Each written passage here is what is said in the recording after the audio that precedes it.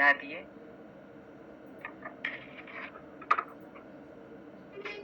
Profe, perdón. Ay, perdón. Natalia, dime. No, está bien, no sé quién había levantado la mano, no sé. No he visto a nadie, pero estoy llamando a Jesús, un voluntario.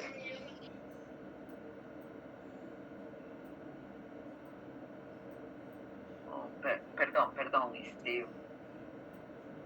está llamando a Bendezú Pineda.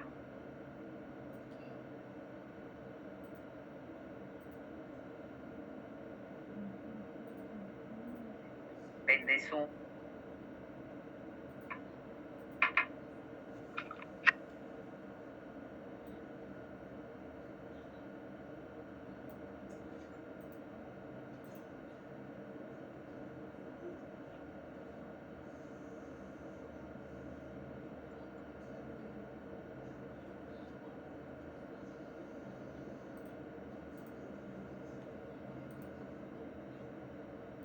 Quería verificar, pero Bendezú manifestó que estaba presente.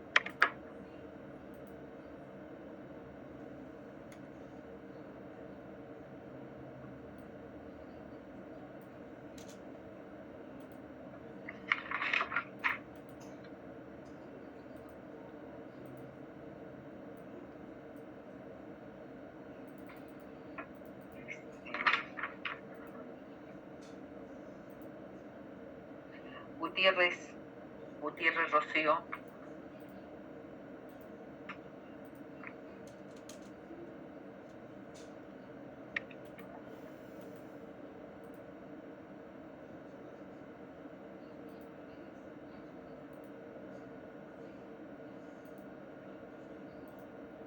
Gutiérrez Rocío.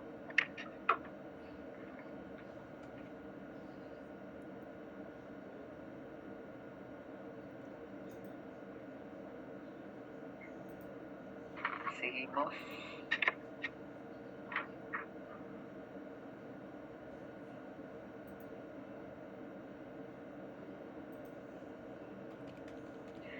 Pajuelo.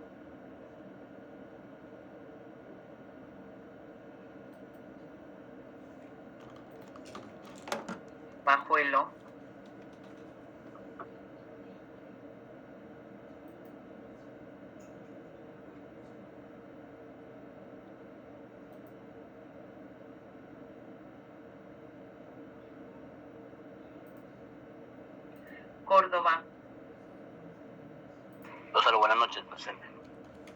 Córdoba, en la clase anterior vimos algunos criterios de valoración. ¿A qué nos referíamos con el criterio de evidencia o el criterio también que lo podemos llamar nosotros de los niveles jerárquicos?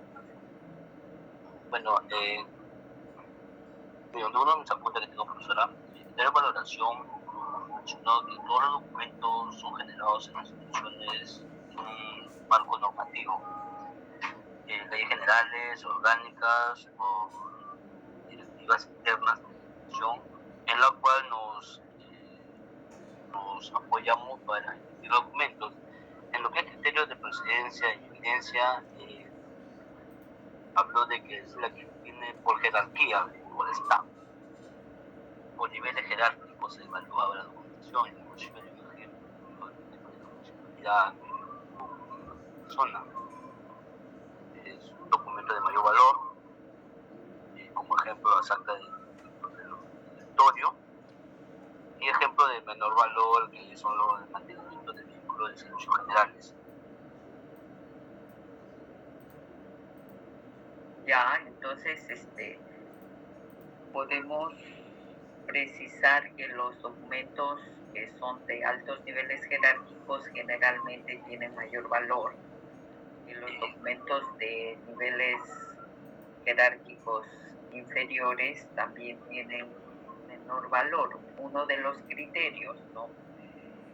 Así, profesora, inclusive yo que la correspondencia de los alta dirección tiene mayor tiempo de conservación que uno que es de correspondencia de menor nivel jerárquico. Perfecto, gracias. Ya, profesora. Parodi. Profesora, buenas noches. Parodi, ¿puede darnos un ejemplo de series documentales que sean de un nivel jerárquico alto y que se considere que pueden ser de mucha valía, y también de un nivel inferior que pudiéramos valorarlo con menos tiempo, ¿no? De un nivel jerárquico alto, diría pues las resoluciones electorales, podría ser. Esa es, digamos, su valoración es más alta, ¿no? Y de ahí la correspondencia, ahí vendría a ser la valoración con menos años. ¿De un nivel jerárquico alto también? ¿O de un No, ese ya es un nivel más bajo, de la correspondencia. Por ejemplo, ¿la correspondencia de qué nivel? Digamos, emitidos, correspondencia recibida. ¿Pero de qué unidad orgánica pudiera ser? ¿De qué unidad orgánica? ¿De alguna dirección? De alguna dirección. A ver, yo le sugiero y a todos que revisen un poquito las estructuras orgánicas también, cómo está jerárquicamente establecidas las unidades de organización para que puedan diferenciar. Creo que hemos visto con ustedes algunos organigramas, ¿no?, que nos permitan conocer cuáles son los niveles jerárquicos altos a nivel de staff y cuáles son niveles jerárquicos de repente un poco inferiores, tercer, cuarto nivel, que pueden ser una subdirección o una sugerencia o una unidad o una área. Tengamos presente también ello. Gracias. Ok, profesora. Continuamos. A ver. Zavala.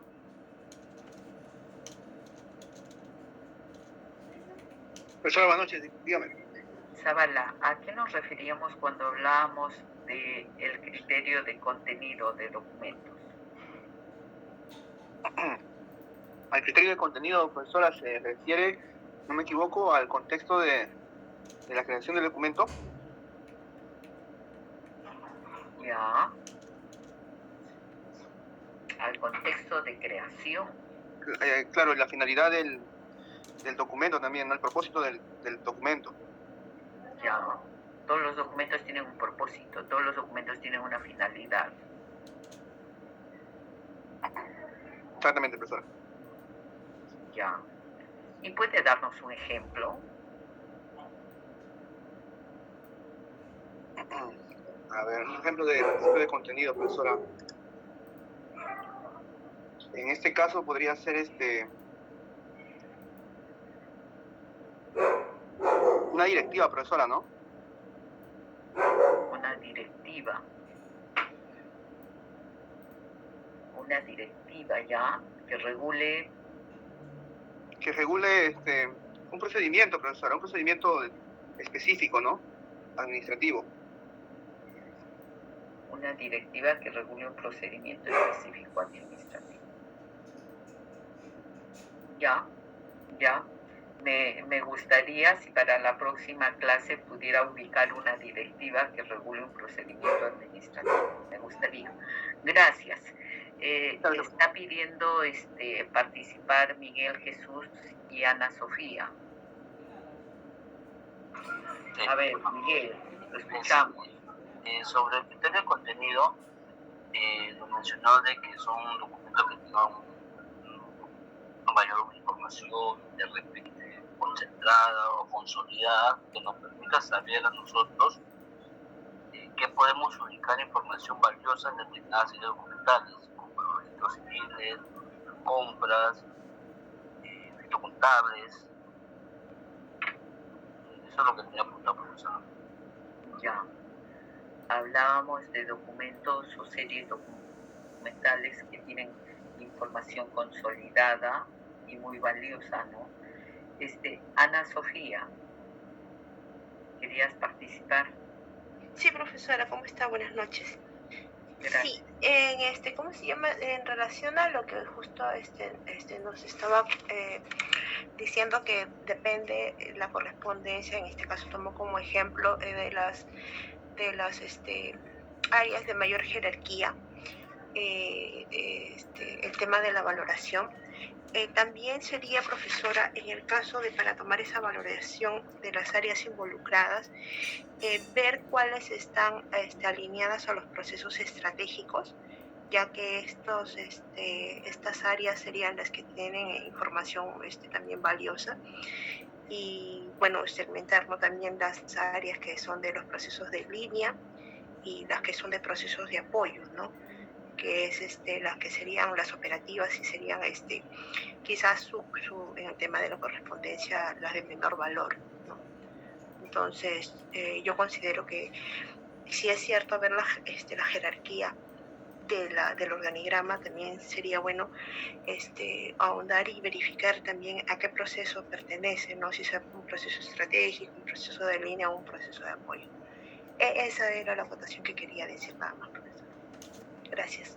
Sí, claro, ahí podemos estar refiriéndonos a documentos que pueden tener un contenido trascendente. Podemos aplicar el criterio de contenido, no solamente a las series que podemos encontrar como registros, sino que hay documentos que tienen valiosa información y nosotros conocemos en las instituciones qué documentos pueden ser mucho más importantes por el contenido que ellos reflejan también.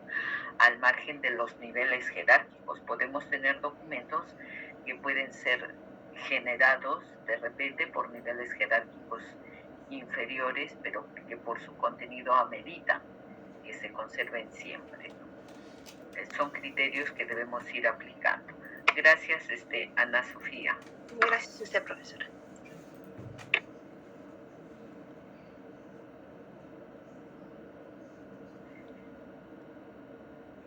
Continuamos a ver. Suni.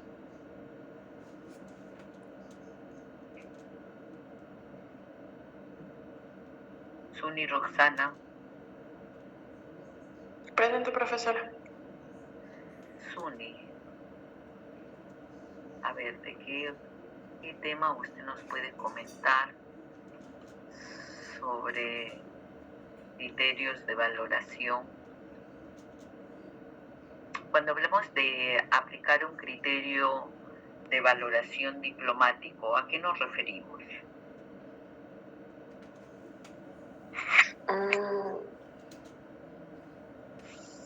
A los documentos originales. Ya. También podemos decir que están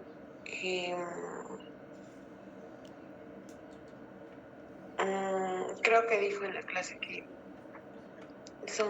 resultan ser a veces más valiosos que las fotocopias o las copias, perdón.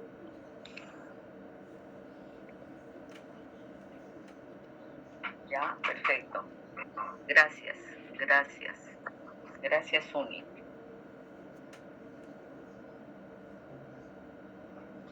Profesora, una consulta. Natalia, perdón. Natalia. Con ese tema del criterio diplomático, como ejemplo podría ser un testamento que es muy importante, ¿no? Cuidarlo, y que también nos serviría de mucha importancia conservar el original, ¿no? Ahora que estamos hablando sobre la copia, había comentado también que la copia se podría conservar siempre y cuando que no existiera el original, pero en todo caso, si se trata de un documento, de un testamento, por ejemplo, es muy importante cuidarlo para que siga teniendo ese valor, ¿no? Sí, siempre tengamos presente que si vamos a encontrar documentos originales, obviamente vamos a privilegiar la conservación que cualquier copia que podemos encontrar en los archivos. Y sí, es verdad que las copias se pueden también conservar siempre y cuando no tengamos un original de cualquier documento que fuere. Y creo que les ponía el ejemplo y que es real. En algún momento en un archivo hicieron una transferencia de resoluciones de gerencia general, desde gerencia general como archivo de gestión hacia el archivo central. Y dentro de la serie de resoluciones que transfirieron habían faltantes, algo de 4 o 5 resoluciones. Eran obviamente no correlativas sino alternas.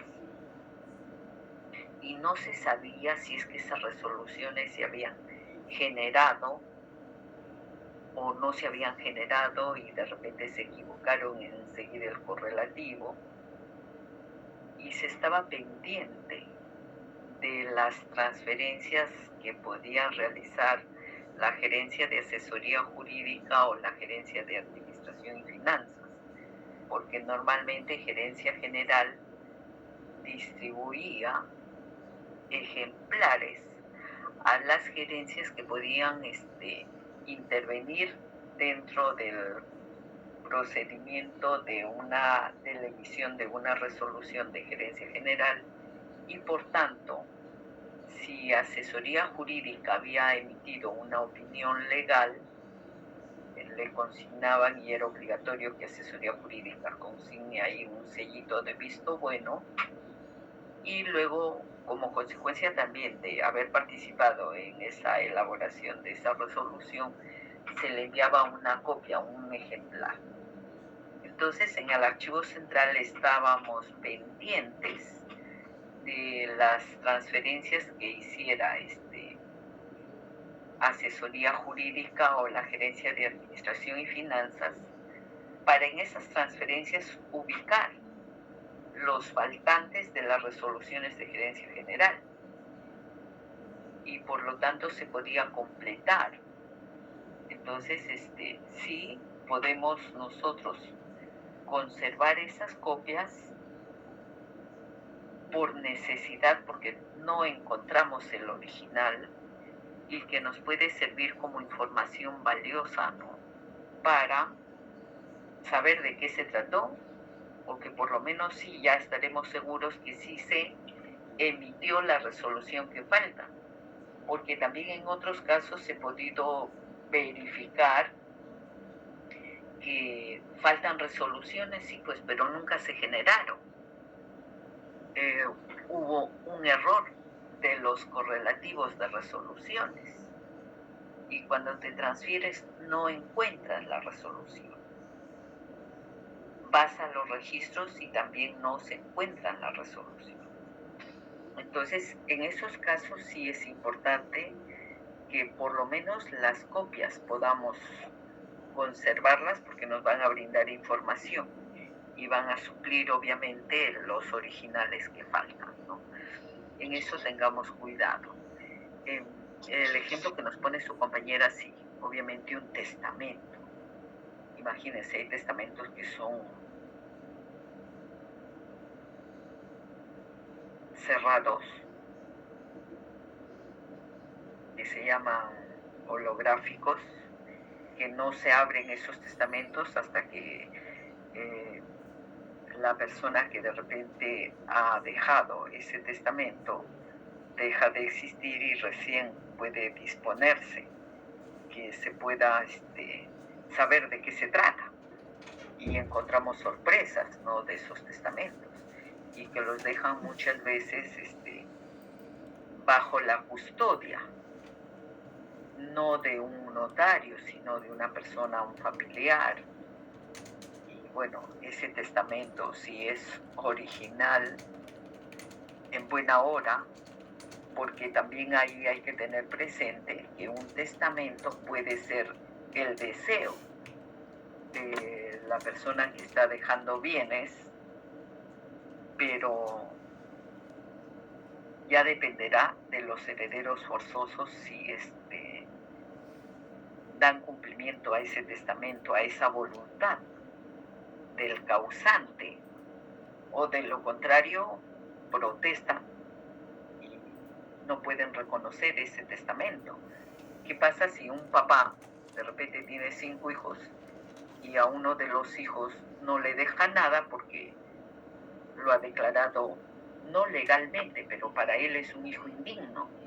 Indigno, profesora, ¿no? Indigno. Legalmente existe esa figura. Y si es un hijo indigno, pues el papá no le deja nada, pero tendrá que demostrarse, ¿no?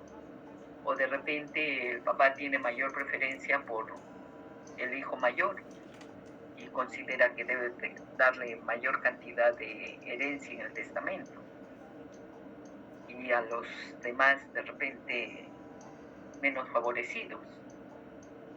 Ese testamento se puede respetar si es la voluntad de todos los herederos forzosos, pero basta que un solo heredero no esté de acuerdo, ese testamento se puede anular. Pero ya, esos son aspectos legales que de repente los pudiéramos comentar en algún momento para saber por cultura general, ¿no? Pero sí, tengamos siempre presente que el original, si vemos documentos que están en original, pues obviamente vamos a privilegiar los originales. Veo que Ángeles quiere participar, me gustaría escucharla. Sí, profe, buenas noches, ¿qué tal? Tengo una consulta. Con respecto, por ejemplo, a ese criterio, ¿qué pasaría si dos entidades necesitan un mismo documento? O sea, por ejemplo, la RENIEC es la entidad que tiene las partidas de nacimiento, ¿verdad? Pero la partida no sería también importante en el hospital. ¿No habría, por ejemplo, hay copias de repente de la partida de nacimiento? ¿No sería una serie de copias o no se puede hacer eso? Primero que debemos tener bastante claro que los documentos son generados por determinadas instituciones y son las instituciones las llamadas a conservar la documentación, y sobre todo en el sector público, que podemos hacer diferentes trámites en otras instituciones y presentar documentos que fueron generados también en otras fechas para otros trámites diferentes, es posible. A ver, ahorita se me ocurre para lo que estás mencionando, todas las personas necesitamos ser atendidas por temas de salud. Y cuando nos registramos ante el SIS, es posible que nos pueden solicitar nuestro DNI, dónde vivimos, el número del DNI. El acta de nacimiento no creo que nos lo pidan. No creo. De repente un acta de nacimiento la van a pedir para, por ejemplo, demostrar una paternidad. Y esa acta de nacimiento de una paternidad podemos encontrarla de repente en un duplicado, en un proceso de familia que se tenga, o un reconocimiento judicial por parte de pues la madre, que puede solicitar ante el papá que se niega a reconocer. Ahí podemos encontrar un acta de nacimiento original y seguramente formará parte ya de un expediente judicial sobre el reconocimiento de paternidad. Vamos a encontrar una original, un acta de nacimiento original en RENIEC, y también podemos encontrar una copia de esa acta que ha sido ya suscrita por funcionario público y que se encuentra en este expediente de reconocimiento de paternidad. Y ese expediente de reconocimiento de paternidad, con toda certeza, se va a conservar por siempre. Valor permanente, derechos de personas. Encontraremos el acta de nacimiento en ambos lados. Pero ¿cuál prevalece o ante qué institución van a ir a solicitar siempre ejemplares? Será ante RENIEC. Salvo puede darse el caso que en provincias, en la época de de convulsión en la época del terrorismo. Muchas instituciones públicas fueron afectadas y también en el caso de municipalidades digamos, la Sierra Central, en algunos casos fueron incendiadas. Recuerdo la municipalidad de Hondores en Junín, tuvieron problemas y después hubo que reconstruir las actas de nacimiento, de matrimonio, de defunción por estos atentados. Y para reconstruir te pedían si tenías una copia o podías presentar otros sustentos que puedas registrar nuevamente las actas. Mira, y ahí una copia te sirve con otro fin también. Y estaríamos en ese criterio diplomático. Ya está bien, profe, gracias. Creo que para los ejemplos podemos seguir evaluando, ¿no? Y voy a terminar con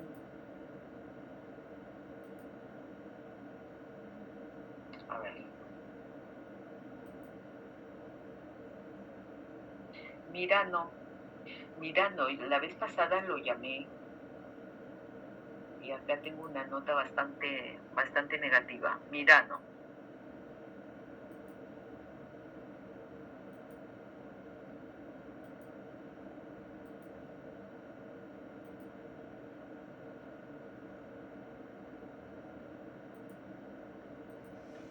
Mirano, al parecer usted no tiene no puede comunicarse de manera directa o por el chat, si nos podemos comunicar.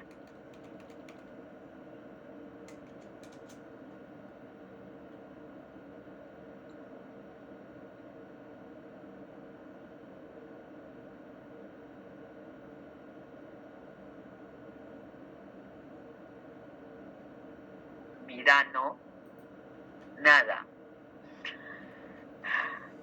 Catherine, no sé qué pasa con Mirano.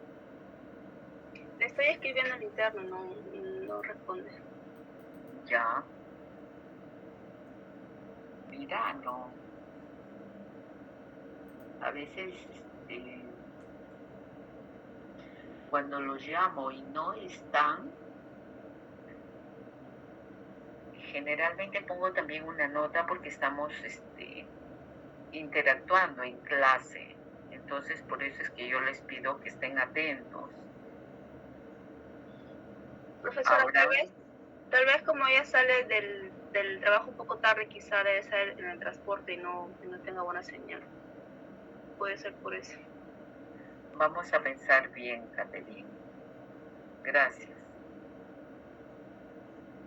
Profesora, la compañera Rocío Gutiérrez me escribió y me dijo que se encontraba en la calle camino al paradero, por eso es que no le puedo responder cuando usted lo estuvo llamando.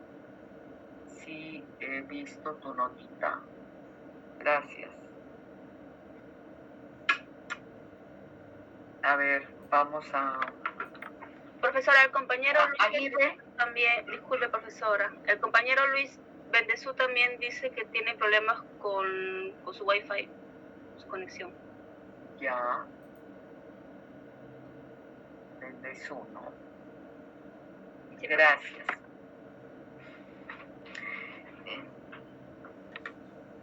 Marten. Profesora, presente. Marden, de lo que hemos hablado hasta la fecha, ¿qué nos puedes comentar? Ok, profesora, la clase pasada se estaba hablando sobre los documentos, usted había hecho unos ejemplos, incluso yo había participado, respecto a si los documentos testimoniales, me recuerdo, ¿no? De las instituciones, de las cuales yo le había hecho una pregunta si el PIA era uno de ellos, las cuales usted también me respondió positivamente, ¿no? Que eran parte de la institución de algunos documentos testimoniales. Es lo que puedo aportar a la clase, profesora. Ya, sí, pero nosotros estábamos viendo en la clase anterior criterios de valoración, procedencia e evidencia. Veíamos el criterio diplomático, el criterio de contenido, veíamos también ejemplos de esos casos. En el caso del PIA, no sé si sus compañeros, entonces cuando a veces hablemos con estas siglas, siempre sería recomendable y yo sugiero que precisemos qué significa PIA.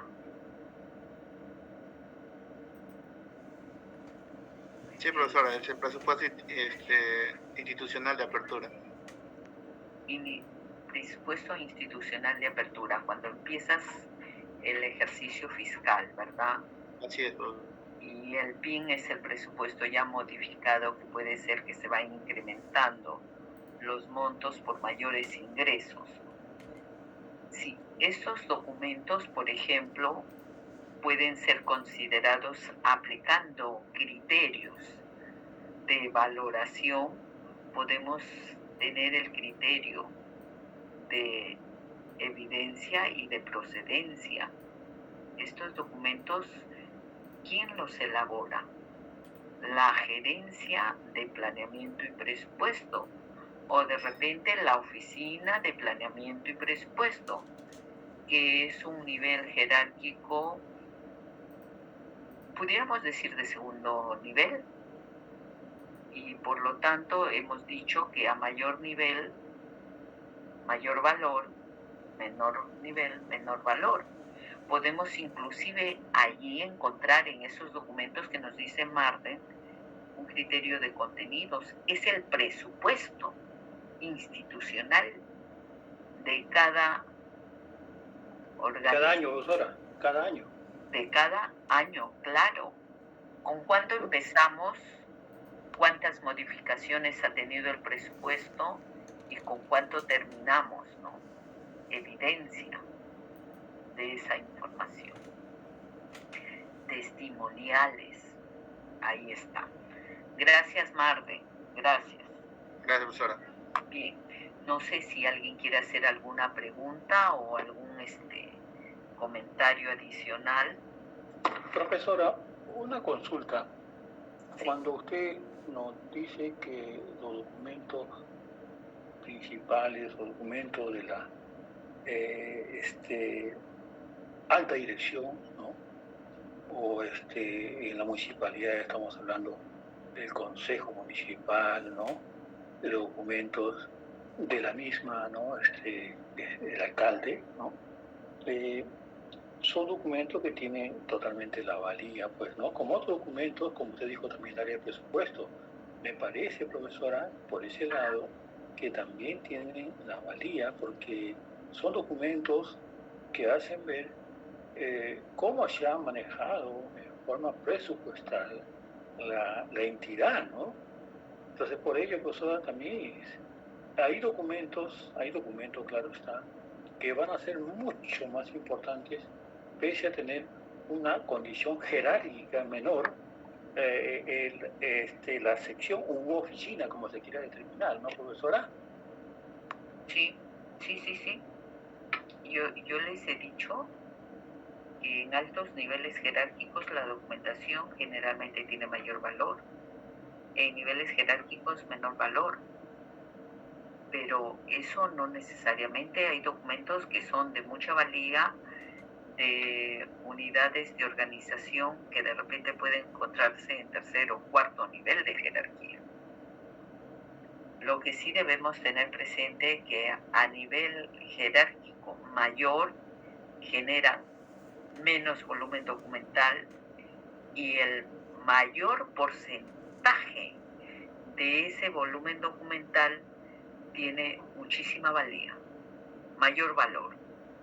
En niveles inferiores se va a generar mucha documentación. Miren, en niveles altos poca documentación, en niveles inferiores de tercer o cuarto nivel mayor documentación, pero mayor volumen me refiero. Y este mayor volumen que se genera, vamos con toda certeza, si nos ponemos a evaluar, vamos a encontrar que también ese mayor volumen va a ser considerado de valor temporal y un volumen muy pequeño va a ser considerado de valor permanente.